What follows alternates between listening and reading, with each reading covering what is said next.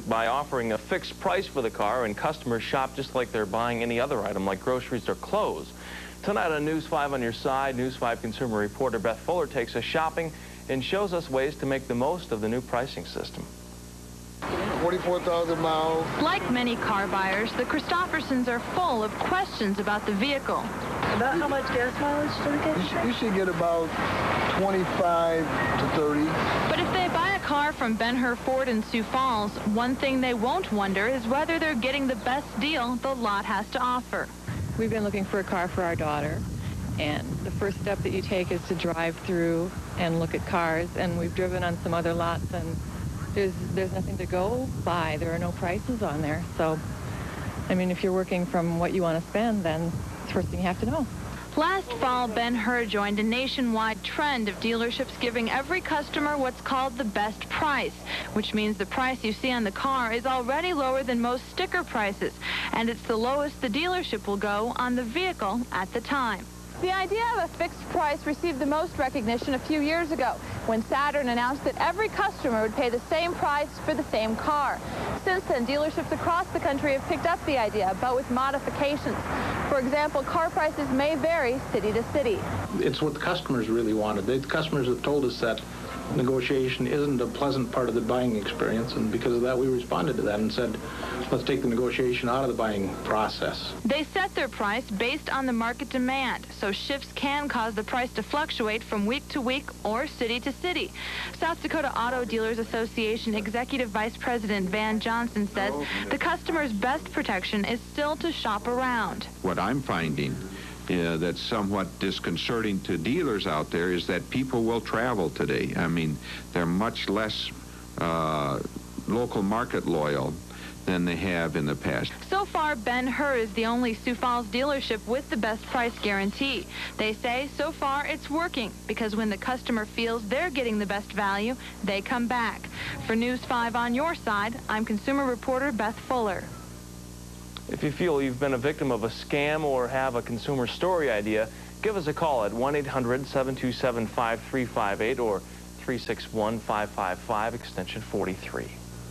Well, if supply and demand were a rule in weather, I think it's safe to say we'd all be willing to pay a premium for some sunshine. Scott Bowden is in next to tell us when we can expect our next peek at the sought-after sun next. Plus, we'll take you to a long-time Sioux Falls attraction to see what's planned to make it more appealing to you. Stay with us. 100 lives. The twister, packing winds over 90 miles an hour, lasted only 20 minutes but left a massive trail of death and destruction in his path.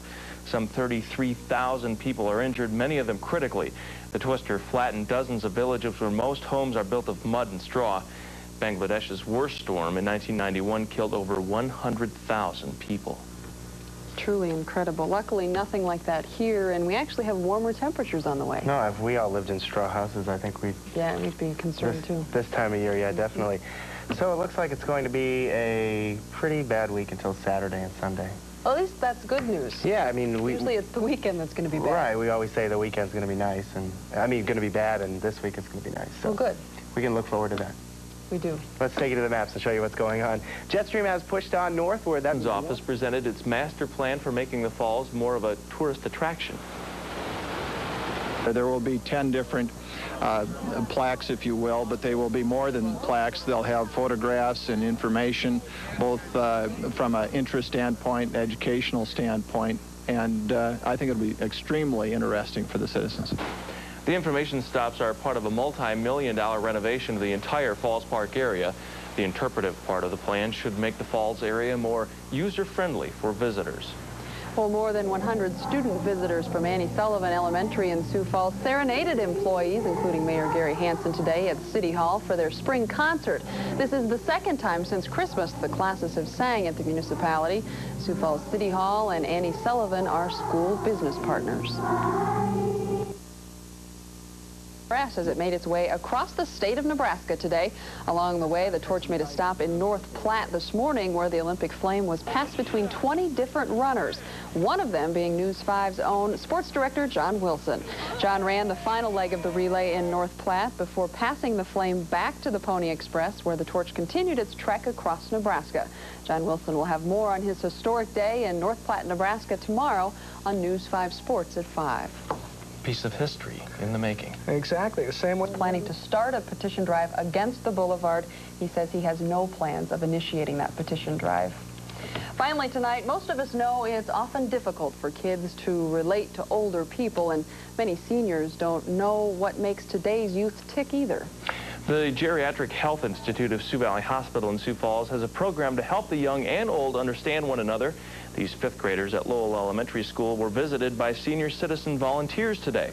Each adult is paired with two students where they tell each other stories, reminisce, and participate in other activities. Everybody seemed to learn something today.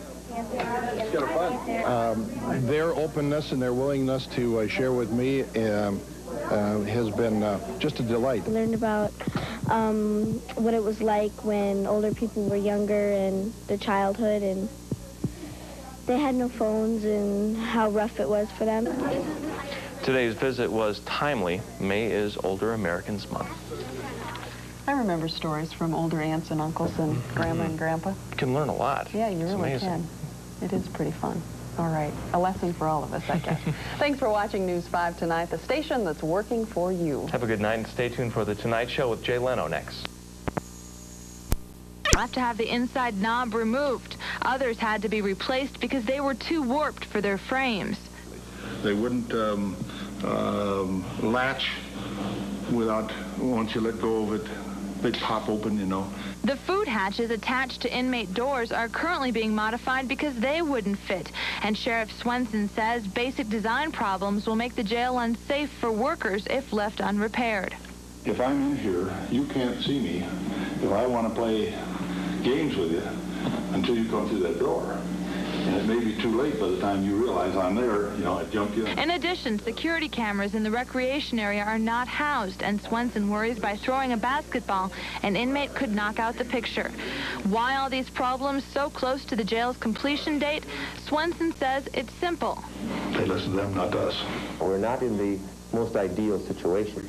But Davidson County Commission Chair Ronnie Loon says although there may be a few design flaws, the commission made the best decisions they could on their first major construction project. Well, you may regret them, but could you have done anything different at the time? That's the whole problem. Hindsight is always better than foresight. Although the actual construction will probably be completed within the next couple of weeks, inmates won't fill these jail cells until July. And that's when Sheriff Swenson says the facility will be put to the test. In Mitchell, Beth Fuller, News 5. The jail is expected to be turned over to Sheriff Swenson next week. Commissioner Loon says it still will be under budget. A former Sioux Falls man will be spending 40 years behind bars for murder. 52-year-old George Griller was convicted in Minneapolis last month of murdering one of two men whose bodies were found buried in the backyard of Griller's Minneapolis home. Griller admitted killing 27-year-old James Keene, but said he did so to stop Keene from robbing 79-year-old Lewis Michael, whose body was the second to be found in Griller's backyard. Both Griller and Michael were originally from Sioux Falls. A 14-year-old Pierre boy will be tried as an adult in connection with the shooting death of a Pierre cab driver in January. After a week-long hearing on the case, Circuit Judge Stephen Zinter has ruled that the 14-year-old, identified as PDJ, will have this case transferred to adult court. 17-year-old Sean Springer of Marshall, Minnesota, has already been transferred to adult court. He's charged with murder, kidnapping, and robbery in the shooting death of Michael Hare. Similar charges are expected to be filed against the 14-year-old. One man is in custody, but Sioux Falls police are trying to find the victim of a barroom assault overnight. Police say 45-year-old Robert Miller allegedly pointed a gun at John Rice during a fight at C.J. Stockman's bar last night. Miller reportedly fired one shot and missed, then shoved the gun in Rice's mouth and tried to fire again, but the gun clicked instead of shooting. Both men fled the scene. Miller was arrested a short time later. Police are trying to locate the victim in the incident, John Rice. He's believed to be in his 40s with dark graying hair, which he wears in a ponytail. Rice is 5 feet 8 inches tall and weighs 160 pounds. Police say he's not in trouble. They just want to ask him questions. Now, if you have any information on Rice's whereabouts, please contact local authorities. Sioux Falls authorities are also looking tonight for a thief or thieves who broke into the Drake Springs pool overnight. As we told you Monday, the pool is stocked with rainbow trout for the Catch a Rainbow program that gives those with disabilities a chance to go fishing and win prizes during the week.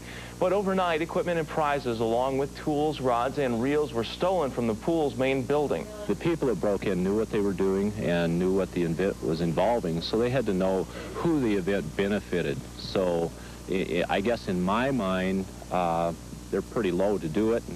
The perpetrators also used the stolen equipment to fish in the pool and then cut the heads off of some, leaving them behind. If you have any information about the crime, contact the Department of Game, Fish, and Parks or your local police.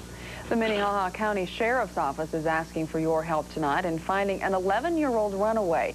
Authorities say Michael Dwayne Feltus left his Hartford area home about 8 last night and was last seen shortly before midnight at the Get and Go on North Cliff Avenue. Feltus is 4 feet 11 inches tall and weighs 95 pounds. He has short brown hair and brown eyes. If you have any information on the whereabouts of Michael Feltus, you're asked to call local authorities. Well, as News 512 at 10 continues tonight, one of the biggest stories of the day stems from the area, Marshall, Minnesota. It's been documented as the biggest case of food poisoning traced to a single source. It involves Schwann's ice cream that one expert says sickened almost 250,000 people. The 1994 outbreak occurred after tanker trucks were used to haul both ice cream mix and raw eggs. Bob Dole is turning his attention from the Senate to the White House. The Kansas Republican says he's giving up his seat that he's held for 27 years to focus his effort to defeat Bill Clinton in November. The resignation takes effect on or before June 11th. And the man most closely identified with Superman lobbied Congress today for more funds for spinal cord research. Actor Christopher Reeve told a packed conference room that if scientists are given enough money, the 43-year-old might walk in time for his 50th birthday. Reeve was paralyzed in a horseback riding accident 1 year ago. He says scientists are within reach of a cure, but will not reach it soon at the present level of funding. And the present level of weather right now, kind of hot and humid for this time of year. It is, but it's kind of a nice change, actually. Yeah, you're right. To feel some summer after the games and escort Olympians. Appletoft's 2 weeks leave starts July 16th. Well, coming up on News 5, tonight we begin our in-depth look into the disorder that not only is making life difficult for children that have it, but their families and teachers as well. Here's health reporter Tracy O'Halloran. 7-year-old Megan McCauley, a second grader, enjoys playing video games.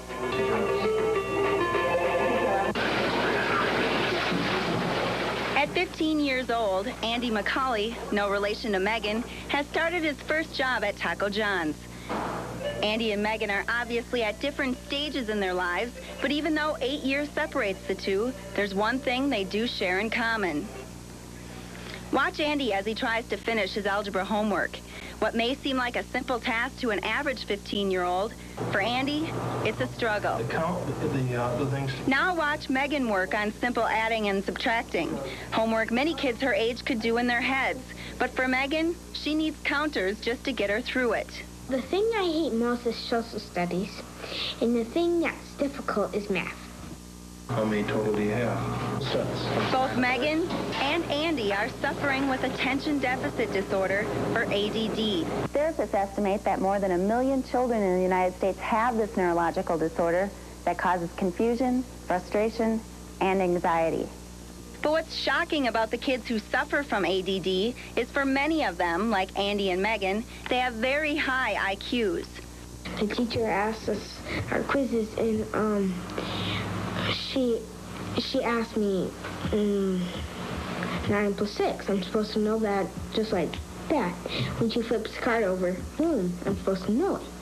Well, that's not going to happen. Really hard, like getting arguments with the teachers, ISS, OSS, detention. Now, the most compelling thing about this story is that more than 15 years after doctors put a label to the disorder, teachers still don't know how to deal with it. They just don't understand it, and it's you know, Megan's involved, but there are other kids that are in the classroom, I'm sure, that are involved too, just parents maybe aren't as tuned into it as Jim and I are. There hasn't been cross-district training. You know, you hear a little bit about it, but you don't have a lot of training. Tracy O'Halloran joins us now with more on this story. And Tracy, why weren't the teachers in college, when they were in college, prepared for ADD? Well, actually, potential teachers, those who are in college now, are getting more training in their classes than they ever had before. The problem is that some, and I stress some, not all teachers who've been around for a while, haven't had the opportunity to train, and so far no cross-district training has been available for teachers. Teresa, there must be some hope, though, for the teachers, the children, and the families. Well, actually there is. Most of these children, like I said in the story, are very intelligent. They just have a problem concentrating on just one task. Tomorrow night, though, we'll talk about seminars available for teachers and parents and simple tasks that can be done to make learning easier for the kids. Thanks, Tracy. We look forward to it. As the weekend fast approaches, it's time to make plans, and who better to consult with than our weather forecaster? Scott Bowden is in next to let you know how the rest of our week is shaping up weather-wise. And for farmers around the area, it's not the approaching weekend they're concerned about, it's the approaching spring planting deadline. That story's coming up as News 5 at 10 continues. News 5 at 10 is brought to you by Keystone Outreach. I can remember when my life seemed hopeless. I had lost my self-respect, my job, and nearly lost my family. Alcohol controlled my life. Then I went to Keystone for help.